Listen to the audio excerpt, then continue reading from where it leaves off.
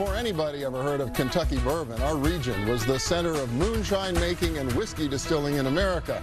Then came the Great Depression. But about a decade ago, the industry experienced a resurgence through craft distilling. And Pennsylvania Pure Distilleries was actually one of the pioneers in Pennsylvania, located in Pittsburgh's North Hills. The company began racking up awards for its Boyd and Blair vodka. Now it's extending its product line with Bly's Silver Rum, which began pouring out of the distillery in Glenshaw over the summer. Barry Young is founder and master distiller, and welcome. Good to see you again. Great to see you. It's been about 10 years, I think, since we talked about the effort to bring back distilling in Pennsylvania, and the vodka really was, well, you guys were one of the first.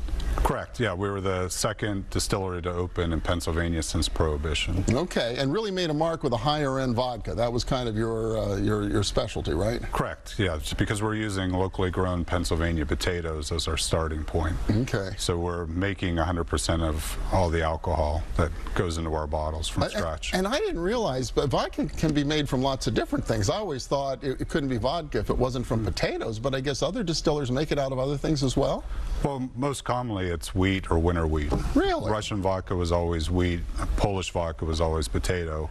But you can really, you can make vodka out of anything. Unfortunately, okay. Or fortunately. Unfortunately. Well, yeah, I guess. But yeah, so then how do you differentiate yourself? So really bringing a true potato vodka is a differentiator, has been? Yes, exactly, because it has more of I think a sweeter taste and more mouthfeel. Because I use a champagne yeast in the distillation process, and that really draws out more of the starch flavor from the potato. Okay, and so then this summer, after 10 years of success in vodka, you decide to plunge into rum. How did that come about?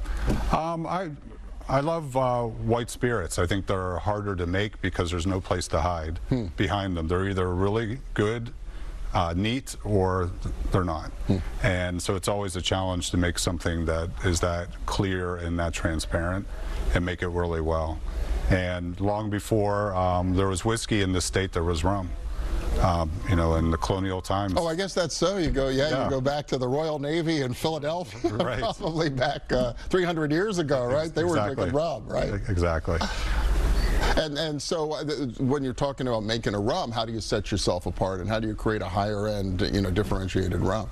Well, here again, we wanted to use something that was local to the distillery, so we're using a Supreme baking molasses that's made in Lancaster, Pennsylvania, from Florida sugarcane. So it's actually made in the state, and since it's baking quality molasses, we're picking up a lot of butterscotch and vanilla notes that you taste in a rum compared to a rum that would be made from pure sugar. Oh wow! And how's it going so far? You just rolled it out, right, in July. It's fairly recent. Yeah, it's gone really well. We've been fortunate to have great accolades. We received a 5-star from the Spirit Journal for the Bly rum, and Boyd and Blair 151 also have 5 stars. So all 3 of our brands have 5 stars.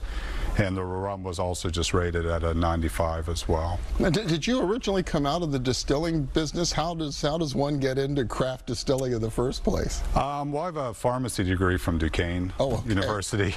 So if anybody never knew how that degree was going to work out, this could be your future. Right. So I always had a chemistry, love of chemistry, and a love of food and spirits, obviously. Okay. And what's your geography now? Where can people find this? Well, obviously we're in all the Pennsylvania state stores, but we're in 40 other states, Singapore, Hong Kong, parts of Canada, and France now. Wow.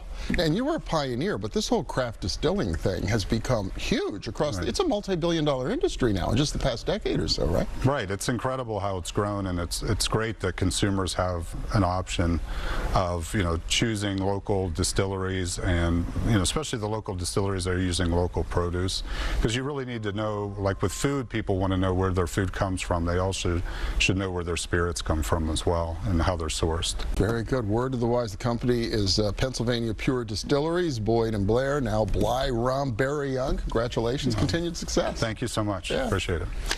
And we'll be back in a minute with a little dollars and cents. Please stay with us.